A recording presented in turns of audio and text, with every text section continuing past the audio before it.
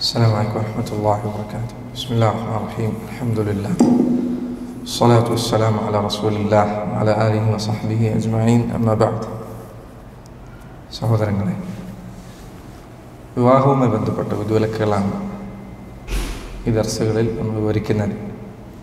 ഇന്ന് ഇൻഷാ അല്ലാഹ് വിവാഹം നിഷിദ്ധമായ ആളുകൾ, ഒരാൾക്ക് വിവാഹം കഴിക്കാൻ പാടില്ലാത്ത സ്ത്രീകൾ ആരൊക്കെയാണ് എന്ന വിഷയമാണ് ഇന്ന് ചുരുങ്ങിയ രൂപത്തിൽ നമുക്ക് പറഞ്ഞു പോകാനുള്ളത് ഇൻഷാ അല്ലാഹ്. അല്ലാഹു സുബ്ഹാനഹു വ തആല വ്യക്തമായ നിയമങ്ങൾ നിശ്ചയിച്ച കാര്യമാണ് വിവാഹം എന്നത്. അള്ളാഹുവിനനുസരിക്കുന്ന ഒരു മുസ്ലിം അഷ്ഹദു അല്ലാ ഇലാഹ ഇല്ലല്ലാഹ് അഷ്ഹദു അന്ന മുഹമ്മദൻ റസൂലുള്ളാഹ് എന്ന കാര്യം അംഗീകരിക്കുന്ന, അത് ചൊല്ലി പറയുന്ന, അത് വിശ്വസിക്കുന്ന, ഞാൻ മുസ്ലിമാണ് എന്ന് പറയുന്ന ഒരാൾ അള്ളാഹുവിൻ്റെ വിധിവിലക്കുകൾ അനുസരിക്കാൻ ബാധ്യസ്ഥനാണ്.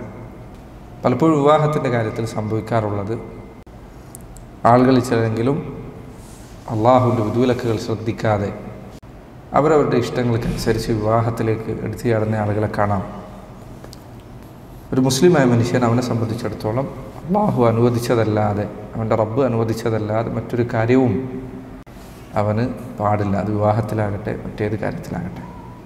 വിവാഹം കഴിക്കുന്നത് നിഷിദ്ധമാക്കപ്പെട്ട ആളുകൾ രണ്ട് രൂപത്തിലുണ്ട്.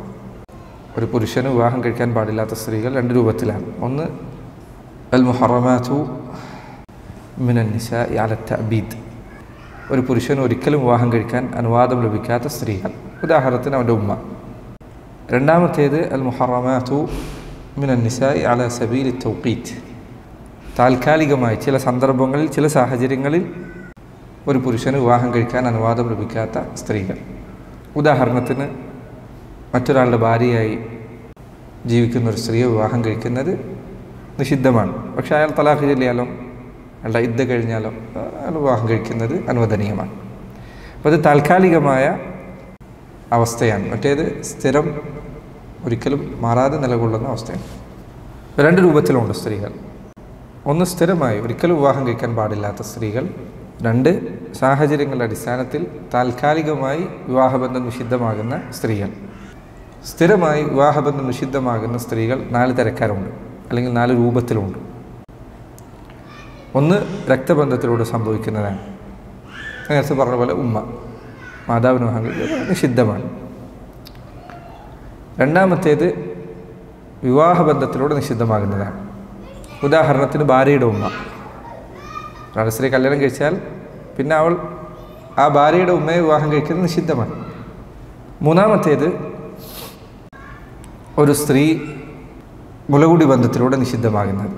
ഉദാഹരണത്തിന് ഒരാൾക്ക്, ഒരു സ്ത്രീ അവൻ്റെ ചെറിയ പ്രായത്തിൽ മുലപ്പാൽ നൽകിയാൽ അവൻ മുലകുടി ബന്ധത്തിൽ ഉമ്മയാണ്. വിവാഹം കഴിക്കാൻ പാടുണ്ടോ? ഇല്ല.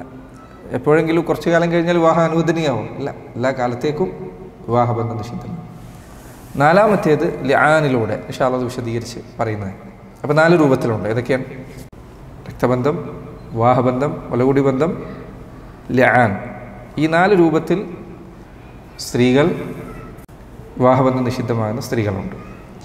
ശരി, ഈ പറഞ്ഞ കാര്യത്തിൽ ലിആൻ ഒഴികെയുള്ളത്, രക്തബന്ധം, വിവാഹബന്ധം, അതുപോലെ മുലകുടി ബന്ധം, ഈ മൂന്ന് രൂപത്തിൽ വിവാഹബന്ധം എന്നേക്കുമായി നിഷിദ്ധമാകുന്ന സ്ത്രീകൾ, അവരാണ്, ആ സ്ത്രീകൾക്ക് ഈ പറയുന്ന ആളുകൾ, പുരുഷന്മാർ മഹ്റമാണ്. ശ്രദ്ധിക്കുക, അവർക്കാണ് മഹ്റമാവുക. ഒരു സ്ത്രീയുടെ മഹ്റം ആരാണെന്ന് ചോദിച്ചാൽ, ഈ പറയുന്ന മൂന്ന് രൂപത്തിൽ അവൾക്ക് വിവാഹം കഴിക്കുന്ന നിഷിദ്ധമായത് ആരാണോ അവരാണ് മഹ്റം. അല്ലാത്തൊരു മഹ്റമാവില്ല. ഉദാഹരണത്തിന് ഒരു സ്ത്രീ വിവാഹം കഴിച്ചു. ആ സ്ത്രീയെ വിവാഹം കഴിച്ച സന്ദർഭത്തിൽ അവളെ തലാഖ് ചെല്ലുന്നതിന് മുൻപ് അവളുടെ സഹോദരിയെ വിവാഹം കഴിക്കുന്നത് നിഷിദ്ധമാണ്, ഹറാമാണ്. പക്ഷെ അവൾ മഹ്റമാണോ? അവൾക്ക് മഹ്റമാണോ? ആണോ? അല്ല. ഭാര്യയുടെ സഹോദരി അവൾക്ക് ഒരിക്കലും എന്തല്ല, തൻ്റെ സഹോദരിയുടെ ഭർത്താവ് മഹ്റമല്ല. എന്തുകൊണ്ടല്ല? നേരത്തെ പറഞ്ഞാണ് കാരണം. വിവാഹബന്ധം അവർക്ക് എന്നേക്കുമായി നിഷിദ്ധമല്ല, മറിച്ച് താൽക്കാലികമായി നിഷിദ്ധമാണ്. എന്നേക്കുമായി വിവാഹബന്ധം നിഷിദ്ധമാകുന്ന പുരുഷന്മാർ, അതിൽ ഈ പറഞ്ഞ മൂന്ന് രൂപങ്ങൾ. ഏതൊക്കെ മൂന്ന് രൂപം? രക്തബന്ധം, വിവാഹബന്ധം, മുലകുടി ബന്ധം. ഈ മൂന്ന് രൂപത്തിലാണ് വിവാഹബന്ധം നിഷിദ്ധമാകുന്ന ആൾ, ഇവരാണ് മഹറമുകളാവുക. ശരി, ഒന്നാമത് പറഞ്ഞത് രക്തബന്ധത്തിലൂടെ നിഷിദ്ധമാകുന്ന ബന്ധങ്ങളാണ്. ഖുർആനിൽ അല്ലാഹു സുബ്ഹാനഹു വ തആല സൂറത്തു അൻ-നിസാഇലെ 23-ാമത്തെ ആയത്താണ് ഇതിൻ്റെ അടിത്തറ, ഈ പറഞ്ഞതിൻ്റെ ഒക്കെ അടിസ്ഥാനം. അല്ലാഹു സുബ്ഹാനഹു വ തആല പറഞ്ഞു, ഹുർരിമത് അലൈക്കും ഉമ്മഹാതുക്കും വബനാതുക്കും വഅഖവാതുക്കും വഅമ്മാതുക്കും വഖാലാതുക്കും. ഈ പറഞ്ഞ ആളുകളാണ് നിഷിദ്ധമായ ആളുകൾ. ഒന്നാമത്തേത് ഹുർരിമത് അലൈക്കും, നിങ്ങൾക്ക് നിഷിദ്ധമാണ്. ഉമ്മഹാതുക്കും, നിങ്ങളുടെ ഉമ്മമാർ അവർ വിവാഹം കഴിക്കുന്നത് നിഷിദ്ധമാണ്. ഉമ്മയെ വിവാഹം കഴിക്കുന്നത് നിഷിദ്ധമാണ്. ഉമ്മയുടെ ഉമ്മമാരെ ആരൊക്കെ വരാനുണ്ടോ അവരെയൊക്കെ വിവാഹം കഴിക്കുന്നത് നിഷിദ്ധമാണ്. അവരൊക്കെ ഉമ്മമാരാണ്. ഉമ്മയുടെ ഉമ്മ, ഉമ്മയുടെ ഉമ്മാൻ്റെ ഉമ്മ, അവരുടെ ഉമ്മ, അവരൊക്കെ നിഷിദ്ധമാണ്. അവരൊക്കെ ഹറാമാണ്, അവർ വിവാഹം കഴിക്കാൻ പാടില്ല.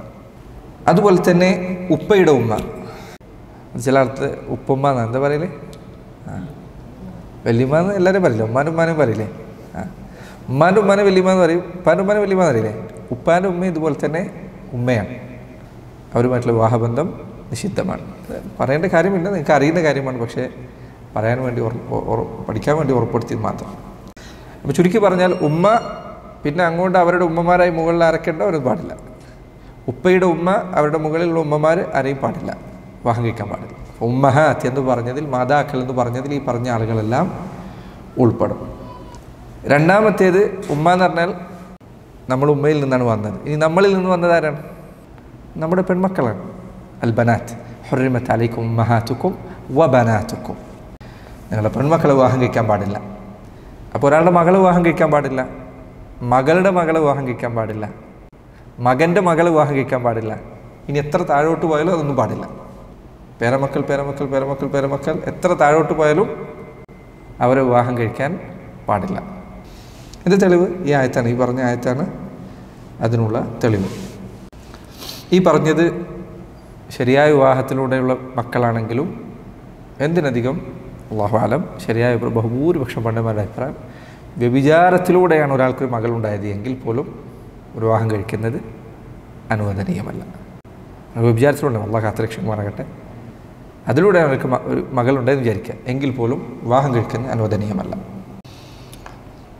മൂന്നാമത്തേത്, അപ്പോൾ നമ്മുടെ പൂർവികരെ പറഞ്ഞു, പിൻഗാമികളെ പറഞ്ഞു. ഇനി നമ്മളൊപ്പമുള്ള ആൾക്കാരാരാണ്? നല്ല അഖവാത്ത്, സഹോദരിമാരാണ്. ഹുർരിമത് അലൈക്കും ഉമ്മഹാതുക്കും വബനാതുക്കും വഖവാതുക്കും. നിങ്ങളുടെ സഹോദരിമാരെ വിവാഹം കഴിക്കുന്നത് നിഷിദ്ധമാണ്. സഹോദരിമാർ രണ്ട് രൂപത്തിലാണ്. ഒന്നല്ലെങ്കിൽ ഉപ്പയും ഉമ്മയും മൊത്ത സഹോദരി, എൻ്റെ ഉപ്പയുടെയും എൻ്റെ ഉമ്മയുടെയും മകളായി പിറന്ന എൻ്റെ നേരെ സഹോദരി. അതല്ലെങ്കിൽ എൻ്റെ ഉപ്പയുടെ മാത്രം വകയിൽ എനിക്കുണ്ടായ സഹോദരി. ഉപ്പ വേറെ വിവാഹം കഴിച്ചിട്ടുണ്ട്, അതിലൊരു മകൾ പിറന്നാൽ അവളെൻ്റെ സഹോദരിയാണ്, വിവാഹം കഴിക്കുന്നത് നിഷിദ്ധമാണ്. അല്ലെങ്കിൽ ഉമ്മ മറ്റൊരു വിവാഹം കഴിച്ചിരുന്നു, അതിലൊരു മകളുണ്ടായിരുന്നു, അല്ലെങ്കിൽ അതിൽ മകളുണ്ട്, ആ മകൾ എൻ്റെ സഹോദരിയാണ്. അപ്പോൾ ഉപ്പ വഴിയോ ഉമ്മ വഴിയോ സഹോദരിയാണ്, അല്ലെങ്കിൽ ഉപ്പയും ഉമ്മയും വഴി സഹോദരിയാണ്. അവരെ വിവാഹം കഴിക്കുന്നത് നിഷിദ്ധമാണ്. അപ്പോൾ മൂന്നാൾക്കാരായില്ലേ. നാലാമത്തേത് അല്ലാഹു ഖുർആനിൽ പറഞ്ഞു, വഅമ്മാതുക്കും, നിങ്ങളുടെ അമ്മത്തുകൾ. അമ്മത്ത് തന്നെ ഉപ്പയുടെ സഹോദരി, എന്താ പറയുക, അമ്മായി എന്ന് പറയും, എല്ലായിടത്തും അമ്മായി തന്നെ ആയിരിക്കും അല്ലേ.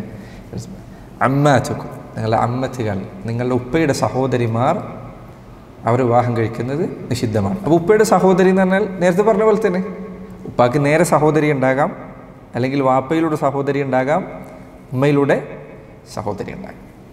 ഇതെല്ലാം നിഷിദ്ധമാണ്. അതുപോലെ തന്നെ ഉമ്മയുടെ ഉപ്പയുണ്ടാകാം, ഉമ്മയുടെ ഉപ്പയുടെ സഹോദരി നേരെ ഉപ്പാൻ്റെ സഹോദരി, സംശയമില്ല. അതേപോലെ ഉമ്മാൻ്റെ ഉപ്പയില്ലേ, വലിയപ്പ ഉപ്പയാണ്, ഉപ്പാൻ്റെ സഹോദരി ഈ പറഞ്ഞതിൽ ഉൾപ്പെടുന്ന വിവാഹബന്ധം നിഷിദ്ധമാണ്. അഞ്ചാമത്തേത് അൽ ഖാലാത്ത്. അല്ലാഹു പറഞ്ഞു ഖാലാത്തിക്കും, നിങ്ങളുടെ ഖാലത്തുകൾ. ഖാലത്ത് പറഞ്ഞാൽ ഉപ്പാൻ്റെ സഹോദരി പറഞ്ഞു. ഇനി ആരുള്ളത്? ഉമ്മാൻ്റെ സഹോദരി. ഉമ്മാൻ്റെ സഹോദരിക്ക് എന്താ പറയുക? ഒന്നല്ലേ ഏളാമ്മ എന്ന് പറയും, അല്ലെങ്കിൽ മൂത്തമ്മ എന്ന് പറയും അല്ലേ. ഉമ്മാൻ്റെ ജ്യേഷ്ഠത്തിയാണെങ്കിൽ എല്ലായിടത്തും അങ്ങനെ തന്നെ ആയിരിക്കണം. ഉമ്മയുടെ മൂത്ത സഹോദരിയാണെങ്കിൽ മൂത്തമ്മയാണ്, ഉമ്മയുടെ താഴെയുള്ള സഹോദരിയാണെങ്കിൽ ഇളയമ്മയാണ്. അവരെ വിവാഹം കഴിക്കുന്നത് നിഷിദ്ധമാണ്. അപ്പോൾ ഉമ്മയുടെ സഹോദരി നേരത്തെ പറഞ്ഞ പോലെ തന്നെ ഉമ്മാക്ക് ഉപ്പയൊത്ത സഹോദരി ഉണ്ടാകാം, ഉമ്മയൊത്ത സഹോദരി ഉണ്ടാകാം, ഉപ്പയും ഉമ്മയുമൊത്ത സഹോദരി ഉണ്ടാകാം. നേരത്തെ പറഞ്ഞ പോലെ തന്നെ തിരിച്ചും ഉണ്ടാവും. ഉപ്പയുടെ ഉമ്മ അവർക്ക് സഹോദരി ഉണ്ടാകാം. മനസ്സിലായി പറഞ്ഞേ. ആറാമത്തേത് വബനാതുൽ അഖ്, എൻ്റെ സഹോദരൻ്റെ മക്കൾ എനിക്ക് നിഷിദ്ധമാണ്. ബനാതുൽ അഖ്, സഹോദരൻ്റെ മക്കൾ. എനിക്ക് സഹോദരനുണ്ട്. സഹോദരൻ രണ്ട് രൂപത്തിലുണ്ടാവാം. ഉപ്പയുമ്മയത്തെ സഹോദരനുണ്ടാകാം, ഉപ്പയത്തെ സഹോദരനുണ്ടാകാം, ഉമ്മയത്തെ സഹോദരൻ മാത്രം. അവരുടെ മക്കൾ വിവാഹം കഴിക്കാൻ എനിക്ക് നിഷിദ്ധമാണ്. വബനാതുൽ ഉഖ്ത്, അതുപോലെ തന്നെ സഹോദരിയുടെ മക്കളുണ്ട്, എനിക്ക് സഹോദരി ഉണ്ട് എങ്കിൽ എനിക്ക് നേരെ സഹോദരി ഉണ്ടാവും. ഉപ്പത്തെ സഹോദരി ഉണ്ടാവും, ഉപ്പത്തെ സഹോദരി, ഉമ്മത്തെ സഹോദരി. ഇതിൽ പറഞ്ഞ് ഏത് സഹോദരിമാരാണെങ്കിലും അവരുടെ പെൺമക്കൾ എനിക്ക് നിഷിദ്ധമാണ്. മനസ്സിലായി പറഞ്ഞത്? ഇതാണ് രക്തബന്ധത്തിലൂടെ നിഷിദ്ധമാകുന്ന ബന്ധങ്ങൾ. എളുപ്പമല്ലേ ഈ പറഞ്ഞത്? ഇനി രണ്ടാമത്തേത് വിവാഹബന്ധത്തിലൂടെ നിഷിദ്ധമാകുന്നതാണ്. ഒരാൾ വിവാഹം കഴിക്കുന്നതിലൂടെ നിഷിദ്ധമാകുന്ന ബന്ധങ്ങൾ. ഇത് 4 പേരുണ്ട്. ഒന്നാമത്തേത് വാപ്പ വിവാഹം കഴിച്ച സ്ത്രീ. വാപ്പയുടെ വാപ്പല്ല, പറഞ്ഞപ്പോൾ നിർത്തിപ്പോയതാണ്. വാപ്പ വിവാഹം കഴിച്ച സ്ത്രീ ആരാണോ അവർ വിവാഹം കഴിക്കുന്നത് നിഷിദ്ധമാണ്. ജഹലിയ കാലഘട്ടത്തിൽ അതുണ്ടായിരുന്നു. വാപ്പ കല്യാണം കഴിച്ച സ്ത്രീയെ മകൻ ചിലപ്പോൾ വാപ്പ ഒഴിവാക്കിയാൽ വിവാഹം കഴിക്കുമായിരുന്നു. വിശുദ്ധ ഖുർആൻ അല്ലാഹു സുബ്ഹാനഹു വ തആല പറഞ്ഞു, വലാ തൻകിഹു മാ നകഹ ആബാഉകും മിനൻ നിസാഇ ഇല്ലാ മാ ഖദ് സലഫ് ഇന്നഹു കാന ഫാഹിശതൻ വമഖ്തൻ വസാഅ സബീല. വിചാരത്തെക്കാൾ കുറിച്ച് പറഞ്ഞ് ഇന്നഹു കാന ഫാഹിശതൻ വസാഅ സബീല എന്നാണ്. ഇവിടെ അള്ളാഹു കൂടുതൽ പറഞ്ഞിട്ടുണ്ട്, നിങ്ങളുടെ പിതാക്കന്മാർ വിവാഹം കഴിച്ച സ്ത്രീകളെ നിങ്ങൾ വിവാഹം കഴിക്കരുത്. അത് ഫാഹിഷത്താണ്, വൃത്തികേടാണ്. വമഖ്തൻ, അള്ളാഹുവിൻ്റെ കോപമുണ്ടാക്കുന്ന കാര്യമാണ്. വസാഅ സബീല, മോശമായ തെറ്റായ വഴിയാണ്, ശരിയല്ലാത്ത വഴിയാണ്.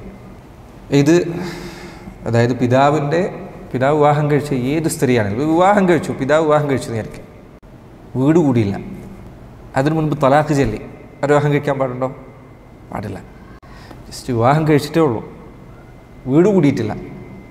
ഒരാളുടെ പിതാവ് വിവാഹം കഴിച്ചയാൾ സ്ത്രീ അവരുമായി വീട് കൂടിയിട്ടില്ലെങ്കിൽ പോലും, വീട് കൂടാന്ന് പറഞ്ഞാൽ മനസ്സിലായില്ലേ, അവർ രണ്ടുപേരും ഒരു മുറിയിൽ കുറച്ച് നേരം തനിച്ചായിട്ടില്ല എങ്കിൽ പോലും അവർ വിവാഹം കഴിക്കുന്നത് നിഷിദ്ധമാണ്. 2 ഉമ്മു സൗജ, ഭാര്യയുടെ ഉമ്മ, എന്താ പറയുക, അമ്മായിയമ്മ വിവാഹം കഴിക്കുന്നത് നിഷിദ്ധമാണ്.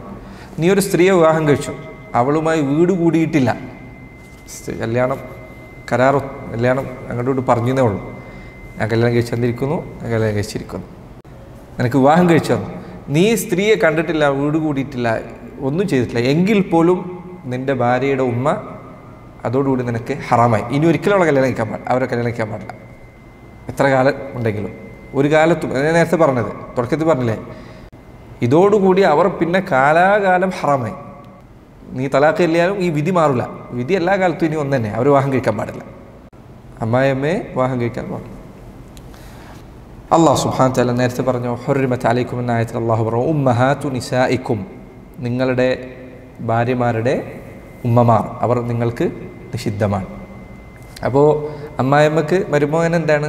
മഹ്റമാണ്. അമ്മായിയമ്മക്ക് മരുമകൻ മഹ്റമാണ്.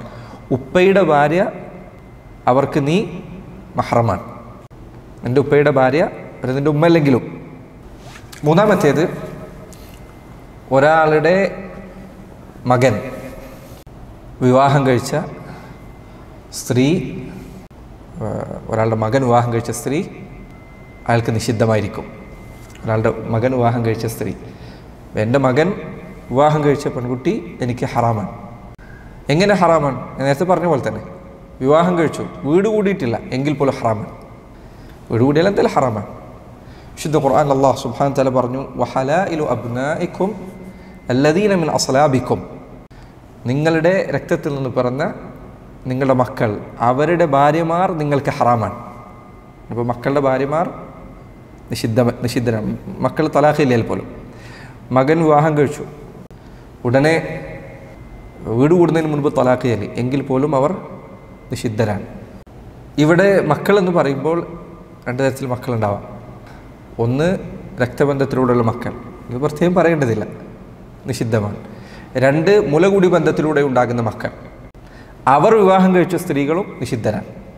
മനസ്സിലായില്ലേ പറഞ്ഞേ? മുലകുടി ബന്ധത്തിലെ മക്കൾ എങ്ങനെ ഉണ്ടാവില്ലേ? ഒരു സ്ത്രീ അവൾ ഒരു കുട്ടിക്ക് മുല കൊടുത്തു. ആ സ്ത്രീ അവൾക്ക് മുല കൊടുക്കുന്ന സമയത്ത് അവളുടെ ഭർത്താവ് ആരാണോ ആ ഭർത്താവിൻ്റെ മകൻ കൂടിയാണ്, അതായത് മുലകുടി ബന്ധത്തിലെ മകനായിരിക്കും ഈ കുട്ടി. മനസ്സിലായി ഞാൻ പറഞ്ഞത്? ഒരു സ്ത്രീ 2 വിവാഹം കഴിച്ചു എന്ന് വിചാരിക്കാം. ഒരു തവണ ഒരാൾ വിവാഹം കഴിച്ചു, പിന്നെ ഒരാൾ വിവാഹം കഴിച്ചു. രണ്ടാമത്തെ ഭർത്താവിൻ്റെ കീഴിലായിരിക്കുമ്പോൾ ഒരു കുട്ടിക്ക് മുല കൊടുത്തു. ആ കുട്ടി മുലകുടി ബന്ധത്തിൽ ഏത് ഭർത്താവിൻ്റെ മകനാണ്? രണ്ടാമത്തെ ഭർത്താവ്, ഒന്നാമത്തെ ഭർത്താവിൻ്റെയോ? മനസ്സിലായില്ല. ഒരു സ്ത്രീ ഒരാൾ വിവാഹം കഴിച്ചു, തലാഖിൽ. രണ്ടാമതൊരാൾ വിവാഹം കഴിച്ചു. ഈ രണ്ടാമത്തെ ആൾ വിവാഹം കഴിച്ചപ്പോൾ അതിലൊരു കുട്ടി ഉണ്ടായി. അപ്പോൾ സ്ത്രീക്ക് മുലപ്പാലുണ്ട്. ആ സന്ദർഭത്തിൽ അവൾ ഒരു കുട്ടിക്ക്, മറ്റൊരു കുട്ടിക്ക് മുലപ്പാൽ കൊടുത്തു. ആ കുട്ടി, മുലപ്പാൽ കുടിച്ച കുട്ടി, അത് ആരുടെ മുലകുടി ബന്ധത്തിലെ മകനാണ്? ഈ സ്ത്രീക്ക് എന്തായാലും മകനാണ്, സംശയമല്ല. രണ്ടാമത്തെ ഭർത്താവിൻ്റെ മകനാണ്. മനസ്സിലായി ഞാൻ പറഞ്ഞത്? ഒന്നാമത്തെ ആൾക്കത് അവകാശമില്ല. കാരണം അയാളിലൂടെയല്ല ഈ മുലപ്പാലുണ്ടായത്. മുലപ്പാലുണ്ടായത് ആര് മുഖേനയാണോ എന്ന് പറഞ്ഞാൽ ആരുടെ കുട്ടിയാണോ, തലാഖില്ലി എന്ന് പറയുന്ന ഉദാഹരണത്തെക്കാൾ ചിലപ്പോൾ നന്നാവുക, ആരുടെ കാരണമാണോ മുലപ്പാലുണ്ടായത് അവരുടെ മകനായിരിക്കും. ചിലപ്പോൾ തലാഖില്ലതിന് ശേഷം ഈ സ്ത്രീക്ക് ചിലപ്പോൾ മുലപ്പാലുണ്ടായിരിക്കാം. അപ്പം ആ മുലപ്പാൽ ആര് കാരണമാണോ ഉണ്ടായത് അവരുടെ മകനായിരിക്കും. അവർ വിവാഹം കഴിക്കാൻ പാടില്ല.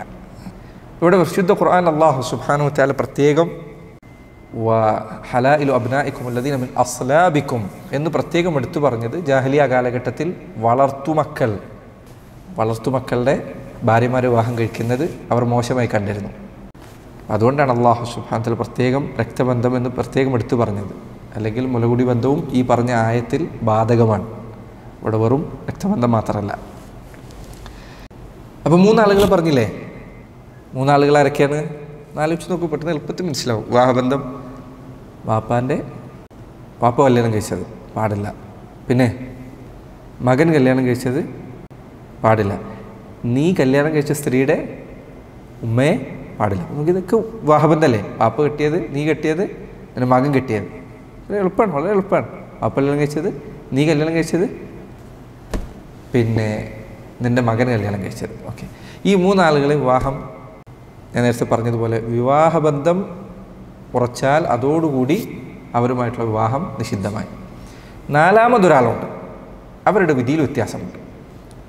അവരെക്കുറിച്ച് അള്ളാഹു പറഞ്ഞു, വറബാഇബുക്കും ഉല്ലാത്തി ഫി ഹുജൂരിക്കും. റബാഇബ് എന്ന് പറഞ്ഞാൽ ഒരാളൊരു സ്ത്രീ വിവാഹം കഴിച്ചു. ഞാൻ എളുപ്പത്തിന് വേണ്ടി എൻ്റെ ഉദാഹരണം പറയാം. ഞാനൊരു സ്ത്രീ വിവാഹം കഴിച്ചു. ആ സ്ത്രീക്ക് ഒരു കുട്ടിയുണ്ട് എന്ന് വിചാരിക്കാം. മുന്നേ വിവാഹം കഴിച്ചാൽ ബന്ധത്തിൽ കുട്ടിയുണ്ടെന്ന് വിചാരിക്കാം.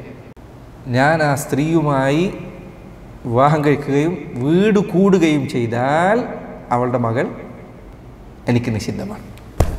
മനസ്സിലായി പറഞ്ഞത്? മനസ്സിലായി? ഞാൻ ഒരു പെൺകുട്ടി വിവാഹം കഴിച്ചു. ആ പെൺകുട്ടിക്ക് മുന്നേ ഒരു കുട്ടി ഉണ്ടായിരുന്നു, പെൺകുട്ടി ഉണ്ടായിരുന്നു, വേറെ ബന്ധത്തിലുള്ളത്. ഞാൻ അവളുമായി വീട് കൂടിയാൽ, ഈ ഭാര്യയുമായി വീട് കൂടിയാൽ അതോടുകൂടി അവളുടെ മുൻപുള്ള കുട്ടി എനിക്ക് വിവാഹം കഴിക്കുന്നത് നിഷിദ്ധമായി. വീട് കൂടിയിട്ടില്ലെങ്കിലോ? വീട്ടിൽ അനുവദനീയമാണ്. എൻ്റെ കുട്ടിയല്ല, പെൺകുട്ടിയുടെ കുട്ടി വരും. എൻ്റെ കുട്ടിക്ക് ഇല്ല, പറ്റില്ല. നേരത്തെ പറഞ്ഞില്ലേ, എൻ്റെ മകനൊരിക്കൽ പിന്നെ ഞാൻ കല്യാണം കഴിച്ച സ്ത്രീയെ പാടില്ല. നേരത്തെ പറഞ്ഞില്ലേ? അവിടേക്ക് വരാം. ഈ പറഞ്ഞ് മനസ്സിലായില്ലേ? ഇതന്നെ ഇങ്ങനെ തല പുകഞ്ഞിരിക്കുകയാണ്. നിങ്ങൾ അങ്ങോട്ട് കൊണ്ടുപോയി കഴിഞ്ഞാൽ ഒന്നും മനസ്സിലാവില്ല. ഞാനിത് പറയാവുന്നതിന് മുൻപ് തന്നെ ഇത് കുറേ വീട്ടുകാരൊപ്പം ഇരുന്നിട്ട് പറഞ്ഞ് ശരിയാക്കിയിട്ടാണ് അങ്ങോട്ട് മാറിപ്പോകുന്നത്. അപ്പോൾ മനസ്സിലായി ഞാൻ പറഞ്ഞത്? എൻ്റെ ഉപ്പ വിവാഹം കഴിച്ചത്, ഞാൻ വിവാഹം കഴിച്ചത്, എൻ്റെ മകൻ വിവാഹം കഴിച്ചത്, ഇത് 3 മനസ്സിലായി. 4മത്തെ ഞാൻ വിവാഹം കഴിച്ചു, പക്ഷേ ആ വിവാഹം കഴിച്ച സ്ത്രീക്ക് ഒരു മകളുണ്ടായിരുന്നു. അവളുമായി ഭാര്യയുമായി വീട് കൂടാത്തിടത്തോളം ഈ പെൺകുട്ടി അനുവദനീയമാണ്. വീട് കൂടിയാൽ മാത്രമാണ് അവർ നിഷിദ്ധമാവുക. അപ്പോൾ ചുരുക്കി പറഞ്ഞാൽ ഈ 4 ആൾക്കാർ മാത്രമേ വിവാഹബന്ധത്തിലൂടെ നിഷിദ്ധമാകുന്നുള്ളൂ. ഇതല്ലാത്ത നിൻ്റെ ഭാര്യയുടെ കുടുംബത്തിൽപ്പെട്ടവരൊക്കെ നിനക്ക് വിവാഹബന്ധം സ്ഥിരമായി നിഷിദ്ധമാകുന്നവരല്ല. എല്ലാ കാലത്തേക്കും നിഷിദ്ധമാവുന്നത് ആകെ ഈ 4 പേര് മാത്രമേ ഉള്ളൂ. അവർ മാത്രമേ എന്താവുള്ളൂ, മഹറമാവുള്ളൂ. മനസ്സിലായില്ലേ? ബാക്കി ചില ആൾക്കാർ വിവാഹബന്ധം നിഷിദ്ധാവുന്നവരുണ്ട്, പക്ഷെ താൽക്കാലികമാണ്, അവർ മഹറമല്ല. ഉദാഹരണത്തിന് നിൻ്റെ ഭാര്യയുടെ എളാമ, അവരെ കല്യാണം കഴിക്കാൻ പാടില്ല.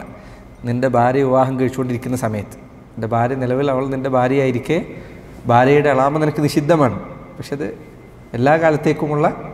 അതേപോലെ ഭാര്യയുടെ സഹോദരി നിനക്ക് നിഷിദ്ധമാണ്, പക്ഷെ മഹറമാണോ? ആൾക്കാർ ചില മനസ്സിലാക്കാത്ത വിഷയമാണിത്. എൻ്റെ മഹറമല്ലേ, എൻ്റെ പെങ്ങളെ പോലെ തന്നെയല്ലേ? എൻ്റെ പെങ്ങളല്ല, അവൾ നിനക്ക് അന്യയാണ്. നിൻ്റെ ഭാര്യ മരണപ്പെട്ടാൽ അല്ലെങ്കിൽ നീ അവളെ തലാഖ് ചൊല്ലിയാൽ വിവാഹം കഴിക്കുന്നതിന് അനുവദനീയമാണ്. അവളുടെ ഇദ്ദ കാലാവധി കഴിഞ്ഞാൽ തലാഖ് ചൊല്ലിയിട്ടാണെങ്കിൽ. അപ്പോൾ 2 കാര്യം കഴിഞ്ഞു. മൂന്നാമത്തേത് മുലകുടി ബന്ധത്തിലൂടെ നിഷിദ്ധമാകുന്ന ബന്ധങ്ങളാണ്. അള്ളാഹുവിൻ്റെ റസൂൽ സല്ലല്ലാഹു അലൈഹി വസല്ലം വളരെ എളുപ്പത്തിൽ മുലകുടി ബന്ധത്തിലൂടെ നിഷിദ്ധമാകുന്ന ആളുകൾ ആരൊക്കെയാണ് എന്ന് പറഞ്ഞു തന്നിട്ടുണ്ട്. അവിടെ നിന്ന് പറഞ്ഞു, യഹ്റുമു മിന റദാഅതി മാ യഹ്റുമു ബിന്നസബ്. രക്തബന്ധത്തിലൂടെ നിഷിദ്ധമാകുന്ന ബന്ധങ്ങളെല്ലാം മുലകുടി ബന്ധത്തിലൂടെ നിഷിദ്ധമാകും. അപ്പോൾ രക്തബന്ധത്തിൽ നമ്മൾ ആരൊക്കെ നിഷിദ്ധമാകുമെന്ന് പറഞ്ഞു, അതൊക്കെ മുലകുടി ബന്ധത്തിലൂടെ നിഷിദ്ധമാകും. മുലകുടി ബന്ധത്തിലൂടെ പ്രത്യേകം ശ്രദ്ധിക്കുക, കാലാകാലത്തേക്കുള്ള ബന്ധമാണ്, വിവാഹബന്ധമാണ് ഈ നിഷിദ്ധമാകുന്നത്. പണ്ട് കാലഘട്ടത്തിൽ നമ്മുടെയൊക്കെ വീടുകളിൽ, കുടുംബങ്ങളിൽ ഇങ്ങനെ അങ്ങോട്ടും ഇങ്ങോട്ടും മുല കൊടുക്കുക എന്നുള്ളത് ധാരാളം വ്യാപകമായിരുന്നു. അതിന് ചില ഉപകാരങ്ങളുണ്ട് താനും. ഉദാഹരണത്തിന് ഈ കാലഘട്ടത്തിൽ ആളുകൾ ശ്രദ്ധിക്കാത്ത ബന്ധങ്ങളിലൊന്നാണ് ഈ കസിൻ സിസ്റ്റർ ബന്ധം. കസിൻ ബ്രദറും കസിൻ സിസ്റ്ററും ഇത് തമ്മിൽ അങ്ങോട്ടും ഇങ്ങോട്ടും മുല കൊടുത്തു കഴിഞ്ഞാൽ അവർ സഹോദരങ്ങളാണ്. പിന്നെ അവർക്ക് ഇടപഴകുന്നതിൽ പ്രശ്നമില്ല. നിൻ്റെ സഹോദരൻ്റെ ഭാര്യയും നിൻ്റെ ഭാര്യയും ഒരേ സമയത്താണ് പ്രസവിക്കുന്നത് എങ്കിൽ നിൻ്റെ മക്കൾ അങ്ങോട്ടും ഇങ്ങോട്ടും മുല കൊടുത്തു കഴിഞ്ഞാൽ നിൻ്റെ കുട്ടി നിൻ്റെ സഹോദരൻ്റെ മക്കൾക്കെല്ലാം സഹോദരങ്ങളായി. പ്രത്യേകം ശ്രദ്ധിക്കുക, മുല കുടിച്ച കുട്ടി മാത്രമാണ് കേട്ടോ, ബാക്കി എല്ലാ മക്കളും അതോടുകൂടി ആവില്ല. പ്രത്യേകം ശ്രദ്ധിക്കുക, മുല കുടിച്ച കുട്ടി മാത്രമേ സഹോദരമാവണം. മഹറമായി, അതോടുകൂടി മഹറമായി. ഒരു തെറ്റില്ല. മഹർ മാത്രമല്ല, അത് നേർക്ക് നേരെ മഹറമിൻ്റെ അവസ്ഥയിലാണ്. നബി സല്ലല്ലാഹു അലൈഹി വസല്ലം ചില ഹദീസുകൾ ഈ സന്ദർഭത്തിൽ പറയുന്നില്ല. അവിടുന്ന് അവരുടെ വീട്ടിൽ പ്രവേശിച്ച സമയങ്ങളുണ്ട്, ഒറ്റക്കായ സമയങ്ങളുണ്ട്, ഇതൊക്കെ ഉണ്ടായിട്ടുണ്ട്. അവർ നേർക്ക് നേരെ സഹോദരനെ പോലെ തന്നെ ഉദ്ദേശത്തിനും. അതൊരു ഉദ്ദേശമാവില്ലത്തെ തെറ്റ്. അപ്പോൾ ഇത് ചെയ്താൽ നിങ്ങൾക്ക് എന്തായാലും ഇത് ലഭിക്കും, നിങ്ങൾ ഉദ്ദേശിച്ചാലും ഇല്ലെങ്കിലും. അടുത്ത് പെരുമാറാൻ ഫിത്തിനെ പേടിച്ചുകൊണ്ടാണ് എങ്കിൽ എല്ലാ ബന്ധവും, അത് രക്തബന്ധങ്ങൾ വരെ നിഷിദ്ധമാണ്. നബി സല്ലല്ലാഹു അലൈഹി വസല്ലം പറഞ്ഞത് എന്താണ്? ഉഫർരിഖു ബൈനഹും ഫിൽ മദാജി.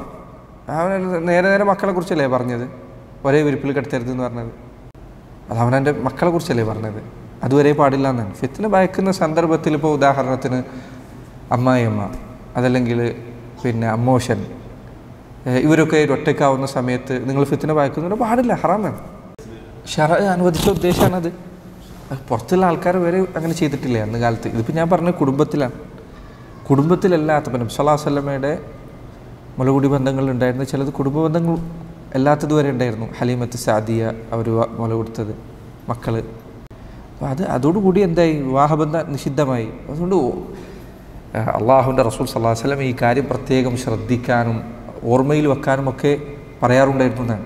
ആൾക്കാർ വിവാഹം കഴിച്ചു പോകാതിരിക്കാൻ വേണ്ടി, അറിയാതെ മുലകുടി ബന്ധത്തിലൂടെ വിവാഹം കഴിച്ചു പോകാതിരിക്കാൻ വേണ്ടി അങ്ങനെ വിവാഹബന്ധം പിരിച്ച സംഭവങ്ങൾ സഹാബത്തിൻ്റെ കാലത്ത് ഉണ്ടായിട്ടുണ്ട്. കല്യാണം കഴിച്ചിട്ട് മുന്നേ അറിയാതെ വിവാഹം കഴിച്ചു. ഒരാളത് ഉദ്ദേശിച്ചാലും ഇല്ലെങ്കിലും അയാൾക്ക് ലഭിക്കുന്ന കാര്യമാണ്. പക്ഷേ മിങ്കിളാവാന്ന് വെച്ചാൽ എന്താ എനിക്ക് മനസ്സിലായി, അങ്ങനെ പ്രത്യേകിച്ച് മിങ്കിളാക്കാന്നല്ലാതെ അത് അവനവൻ്റെ രക്തബന്ധത്തിലുള്ള ആൺകുട്ടികളാണെങ്കിലും പെൺകുട്ടികളാണെങ്കിലും ആൺകുട്ടി ആൺകുട്ടിയാണ്, പെൺകുട്ടി പെൺകുട്ടിയാണ്. ആ അതിർവരമ്പുകൾ മക്കൾക്കിടയിൽ എപ്പോഴും പാലിച്ചുകൊണ്ടേയിരിക്കണം. പെൺകുട്ടികളുടെ ഔറത്ത് ആൺകുട്ടികൾ കാണാതിരിക്കാൻ ശ്രദ്ധിക്കണം. അത് ചെറിയ പ്രായം മുതലേ ശീലിപ്പിക്കേണ്ട മര്യാദ. നബി സല്ലല്ലാഹു അലൈഹി വസല്ലം ചെറിയ പ്രായത്തിൽ അവിടത്തേക്ക് ഔറത്ത് ശ്രദ്ധിക്കുക എന്ന് അവിടത്തേക്ക് നൽകപ്പെട്ട കാര്യമായിരുന്നു. ഔറത്ത് ശ്രദ്ധിക്കുക, കൂടിക്കലരുമ്പോഴുണ്ടാകുന്ന ഫിത്നകൾ എല്ലാ കുട്ടികളുടെ കാര്യത്തിലും ശ്രദ്ധിക്കേണ്ടതാണ്. ഇപ്പോൾ രക്തബന്ധത്തിലൂടെ നിഷിദ്ധമാകുന്നതെല്ലാം മുലകുടി ബന്ധത്തിലൂടെയും നിഷിദ്ധമാകും. മുലകുടി ബന്ധത്തിൽ നിഷിദ്ധമാകണമെങ്കിൽ ചില നിയമങ്ങളുണ്ട്. എന്തൊക്കെയാണ്?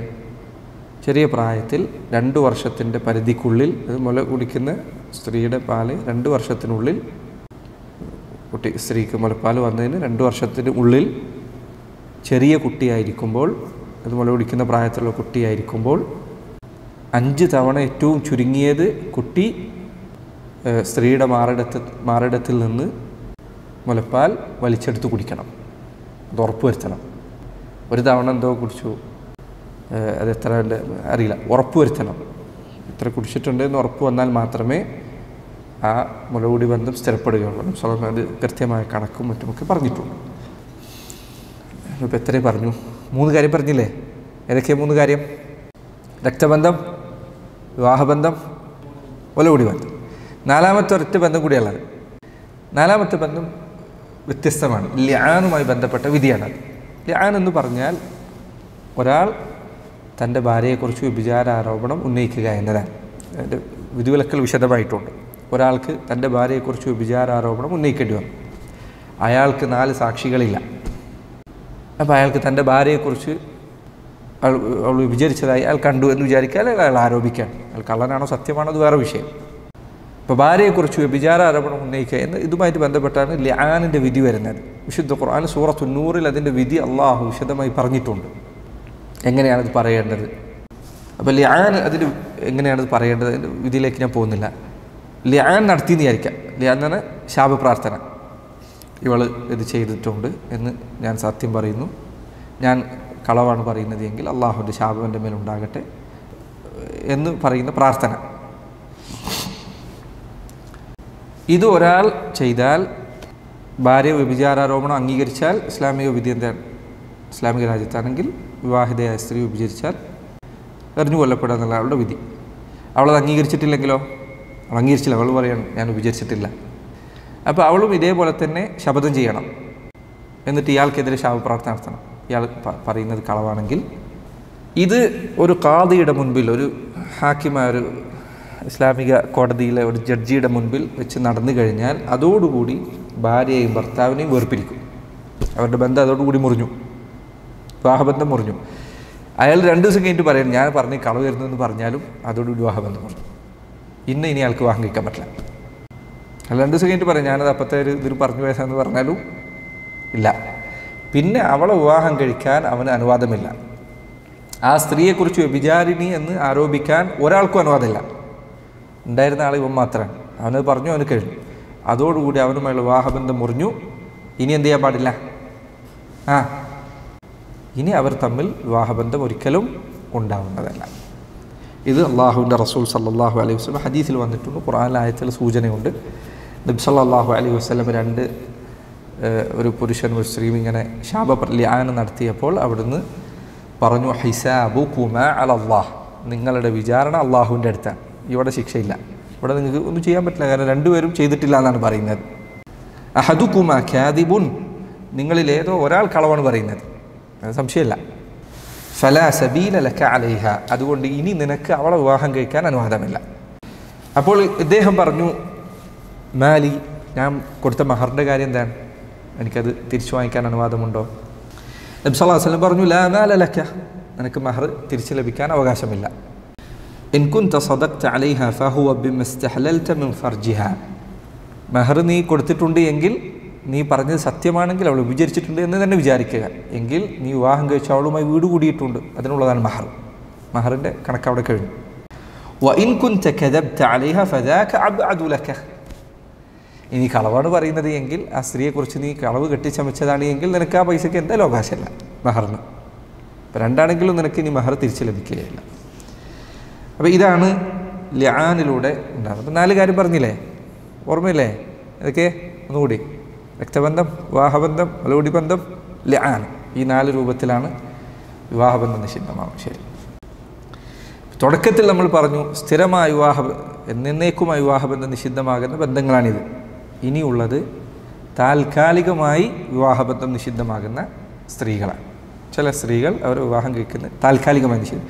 ഇത് കുറച്ച് ഗൗരവപ്പെട്ടതാണ്. ഇത് പല ആളുകളും ശ്രദ്ധിക്കാത്ത മേഖലയാണ്. ഇത് പല രൂപത്തിലുണ്ട്. അത് ചിലത് മാത്രം, എല്ലാം ഞാൻ പറയുന്നില്ല, ചിലത് മാത്രം പറയാം. ഒന്ന് ഉഖ്തു സൗജ, ഭാര്യയുടെ സഹോദരി. ഒരു സ്ത്രീ നിൻ്റെ ഭാര്യയായി നിലവിൽ ഇരിക്കവേ അവളുടെ സഹോദരിയെ വിവാഹം കഴിക്കുന്നത് ഹറാമാണ്. ഒരു സ്ത്രീ വിവാഹം കഴിച്ചിട്ടുണ്ട്, അവളുടെ പെങ്ങളെ അവൾ വിവാഹം കഴിച്ചുകൊണ്ട് നിൽക്കുന്ന അവസ്ഥയിൽ വിവാഹം കഴിക്കുന്നത് രണ്ടുപേരും രണ്ട് സഹോദരിമാരെ ഒരുമിച്ച് കല്യാണം കഴിക്കാൻ പാടില്ല. ഈ രണ്ട് സഹോദരി എന്ന് പറഞ്ഞത് നേരത്തെ പറഞ്ഞ പോലെ തന്നെ വാപ്പയമ്മത്തെ സഹോദരി ആവാം, വാപ്പമത്ത് മാത്രം സഹോദരി നേരത്തെ പറഞ്ഞു, അത് പാടില്ല. അള്ളാഹു ഖുർആനിൽ പറഞ്ഞു അൻ തജ്മഉ ബൈനൽ ഉഖ്തൈനി ഇല്ലാ മാ ഖദ് സലഫ്. രണ്ട് സഹോദരിമാരെ ഒരുമിച്ച് വിവാഹം കഴിക്കുക എന്നത് നിങ്ങൾക്ക് നിഷിദ്ധമാണ്. ശരി, ഒരാളുടെ ഭാര്യയുടെ സഹോദരി എപ്പോഴാണ് അയാൾക്ക് അനുവദിക്കപ്പെടുക? ഒന്നല്ലെങ്കിൽ അവൻ്റെ ഭാര്യ മരിച്ചു, ഭാര്യ മരിച്ചാൽ ഭാര്യയുടെ സഹോദരി വിവാഹം കഴിക്കുന്നത് അനുവദനീയമാണ്. അതല്ലെങ്കിൽ അവൻ്റെ ഭാര്യ അവൻ തലാഖ് ചൊല്ലുകയും അവളുടെ ഇദ്ദ കാലാവധി കഴിയുകയും ചെയ്തു. തലാഖില്ല ഉടനെ കല്യാണം കഴിക്കാൻ പറ്റില്ല, പിന്നെയോ ഇദ്ദ കാലാവധി കഴിഞ്ഞാൽ അവൾ വിവാഹം കഴിക്കുന്ന അനുവദനീയം. ഇതാണ് ഒന്നാമത്തേത്. രണ്ടാമത്തേത്, ഒരു സ്ത്രീയെ വിവാഹം കഴിച്ച വേളയിൽ അവളുടെ എളാമയെയോ അല്ലെങ്കിൽ മൂത്തമ്മയെയോ അമ്മായിയെയോ വിവാഹം കഴിക്കുന്നത് നിഷിദ്ധമാണ്. നബി സ്വല്ലല്ലാഹു അലൈഹി വസല്ലം ഹദീസിൽ അത് വന്നിട്ടുണ്ട്. അവിടുന്ന് പറഞ്ഞു ലാ യുജ്മഉ ബൈനൽ മർഅതി വഅമ്മതിഹാ വലാ ബൈനൽ മർഅതി വഖാലതിഹാ. ഒരു സ്ത്രീയെയും അവളുടെ അമ്മായിയെയും ഒരുമിച്ച് വിവാഹം കഴിക്കാൻ പാടില്ല. ഒരു സ്ത്രീയെയും അവളുടെ എളാമയോ മുത്തമ്മയോ ഒരുമിച്ച് വിവാഹം കഴിക്കാൻ പാടില്ല. അപ്പോൾ അവർ ഇത് മുഅഖ്ഖത്താണ്, എന്ന് പറഞ്ഞാൽ താൽക്കാലികമാണ്. തലാഖില്ലിയാൽ നേരത്തെ പറഞ്ഞ പോലെ ഒന്നിൽ ഭാര്യ മരിച്ചു അല്ലെങ്കിൽ തലാഖില്ലിയ അവളുടെ ഇദ്ദ കാലാവധി കഴിഞ്ഞാൽ ഇത് അനുവദിക്കപ്പെടും. അപ്പോൾ ഇവർ മഹറമല്ല, മനസ്സിലായില്ലേ? ഒരു മഹറമല്ല. ഇത് ഇജ്മാഉള്ള കാര്യമാണെന്ന് ഇബ്നു മുൻദിർ, നവവി പലരും രേഖപ്പെടുത്തിയിട്ടുണ്ട്. മൂന്നാമത്തേത്, മറ്റൊരാളുടെ ഭാര്യ അവൾ വിവാഹം കഴിക്കുന്നത് നിഷിദ്ധമാണ്. പറയേണ്ട കാര്യമില്ല, നിങ്ങൾക്ക് മനസ്സിലാവുന്ന കാര്യമാണ്. പക്ഷേ അയാൾ തലാഖില്ലിയാൽ വിവാഹം കഴിക്കുന്നത് അനുവദനീയമാണ്, അവളുടെ ഇദ്ദ കാലാവധി കഴിഞ്ഞാൽ അനുവദനീയമാണ്. വിശുദ്ധ ഖുർആൻ അല്ലാഹു സുബ്ഹാനഹു വ തആല പറഞ്ഞു ഹുർരിമത് അലൈക്കും ഉമ്മഹാതുക്കും വബനാതുക്കും, നിങ്ങൾക്ക് ഇന്ന ആളുകളൊക്കെ നിഷിദ്ധമാണെന്ന് പറഞ്ഞ അടുത്ത ആയത്തിൽ അള്ളാഹു പറഞ്ഞു വൽ മുഹ്സനാതു മിനൻ നിസാ, സ്ത്രീകളിൽ വിവാഹിതരായ സ്ത്രീകളെ വിവാഹം കഴിക്കുന്നത്, ഭർത്താവുള്ള സ്ത്രീയെ വിവാഹം കഴിക്കുന്നത് നിഷിദ്ധമാണ്. ഇവിടെ സഹോദരങ്ങളെ ശ്രദ്ധിക്കേണ്ട ഒരു കാര്യമുണ്ട്. നബി സല്ലല്ലാഹു അലൈഹി വസല്ലം ഹദീസിൽ അവിടുന്ന് പറഞ്ഞതായി കാണാം ലൈസ മിന്ന മൻ ഖബ്ബബ ഇംറഅതഹു അലാ ഖബ്ബബ നമ്മിൽപ്പെട്ടവനല്ല ഒരാളുടെ ഭാര്യയുമായുള്ള ബന്ധം നശിപ്പിക്കുന്നവൻ. ഒരാളും അയാളുടെ ഭാര്യയുമായുള്ള ബന്ധം നശിപ്പിക്കുന്നവൻ നമ്മിൽപ്പെട്ടവനല്ല. ഇവിടെ മറ്റൊരാളുടെ ഭാര്യ വിവാഹം കഴിക്കുന്നത് നിഷിദ്ധമാണ്, പ്രത്യേകം പറയേണ്ടതില്ല. പക്ഷേ മറ്റൊരു സ്ത്രീ മറ്റൊരാളുടെ ഭാര്യയാണെന്ന് മനസ്സിലായി കഴിഞ്ഞാൽ അതോടുകൂടി അവളിൽ നിന്ന് പാലിക്കേണ്ട അകലം പാലിക്കാൻ മുസ്ലിം ഒരാൾ ശ്രദ്ധിക്കേണ്ടതുണ്ട്. അവൾ വർത്താനം പറയുക, അവളുടെ ഫോൺ വിളിക്കുക, അവളുടെ വാട്സപ്പിൽ സംസാരിക്കുക. ജാഹിലിയ കാലഘട്ടത്തിൽ വരെ, അതാണ് ജാഹിലിയ കാലഘട്ടത്തിൽ വരെ ഒരു സ്ത്രീ മറ്റൊരാളുടെ ഭാര്യയാണെന്ന് അറിയപ്പെട്ടാൽ ജാഹിലിയത്തിൽ പുരുഷന്മാർ പൊതുവെ അവളെ നോക്കാറില്ല, അവളെ നോക്കില്ല, ആ ഭാഗത്തേക്ക് അടുക്കില്ല. അവൾ ഇന്നയാളുടെ ഭാര്യയാണ്, ജാഹിലിയ കാലഘട്ടത്തിൽ വരെ.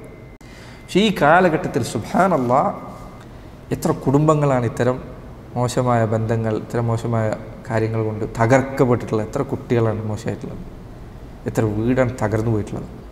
അതുകൊണ്ട് സഹോദര, ഈ സംസാരം കേൾക്കുന്നവർ, ഭാര്യമാരായിട്ട് ഭർത്താക്കന്മാരായിട്ട്, നീ ഒരാളുടെ ഭാര്യയാണോ എങ്കിൽ നിൻ്റെ മറ നീ കാത്തു സൂക്ഷിക്കുക.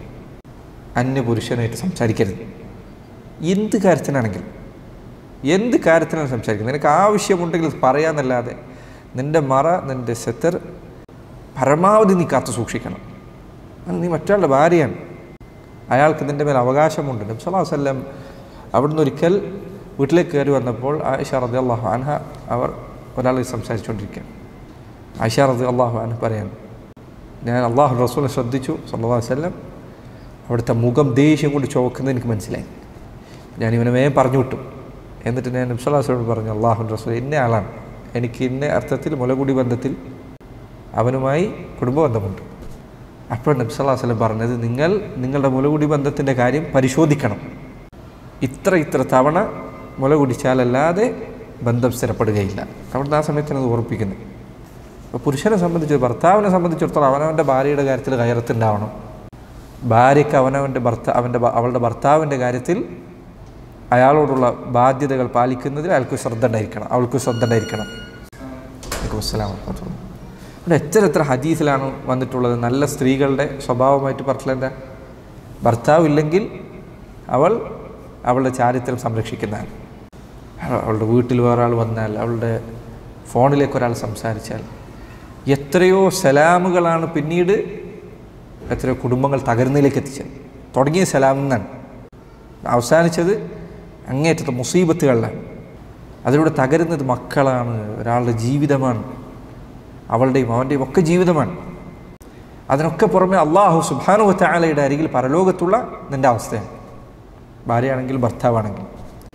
അതുകൊണ്ട് പുരുഷന്മാരെ ഈ കാലഘട്ടത്തിൽ അങ്ങേയറ്റം ദുഃഖമുണ്ടാക്കുന്ന കാര്യങ്ങളിലൊന്നാണ് ദയ്യൂസുകളുടെ വർധനവ്. അവനവൻ്റെ ഭാര്യയുടെയും പെൺമക്കളുടെയും അഭിമാനത്തിൻ്റെ കാര്യത്തിൽ യാതൊരു ശ്രദ്ധയും ഇല്ലാത്തതാണ്. നബി ഹദീസിൽ കാണാം 3 വിഭാഗം ആളുകൾ സ്വർഗത്തിൽ പ്രവേശിക്കുകയില്ല.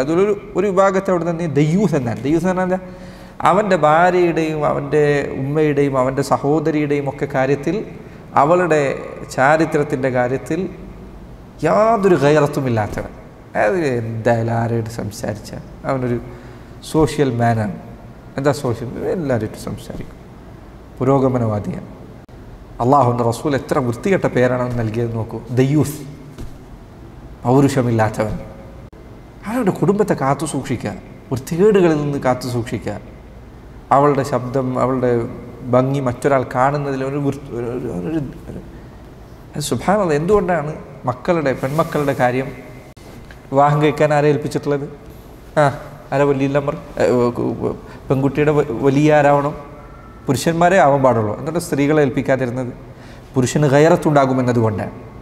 അതിൻ്റെ കാരണങ്ങളിലൊന്ന് പറയപ്പെട്ടത്, പുരുഷന് അവൻ്റെ മകളുടെ കാര്യത്തിൽ, അവൻ്റെ പെങ്ങളുടെ കാര്യത്തിൽ, അവൻ്റെ ഉമ്മയുടെ കാര്യത്തിൽ പുരുഷന് പൊതുവെ ഗൈറത്തുണ്ടാകും. അവർ വേറൊരാൾ മോശമായി നോക്കുന്നതോ കാണുന്നതോ അവന് യാതൊരു നിലക്ക് സഹിക്കുകയില്ല.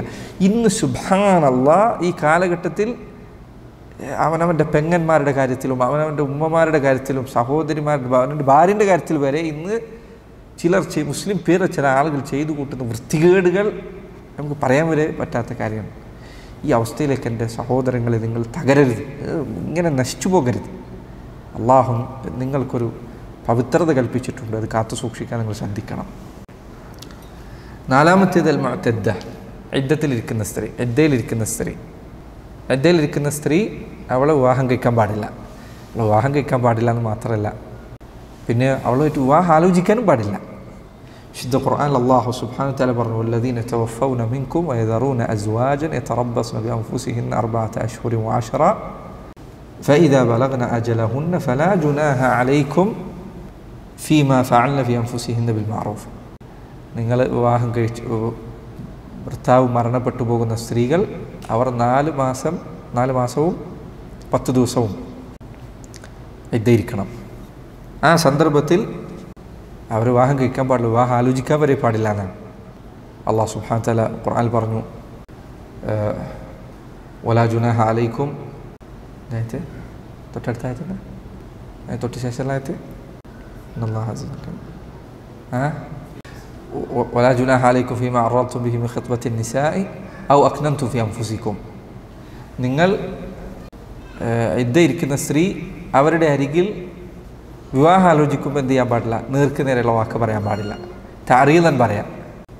തഅരീദ് എന്ന് പറഞ്ഞാൽ ഒരു സ്ത്രീയുടെ ഭർത്താവ് മരിച്ചു എന്ന് വിചാരിക്കും, അവളെ ഇദ്ദ കാലാവധിയിലാണ്.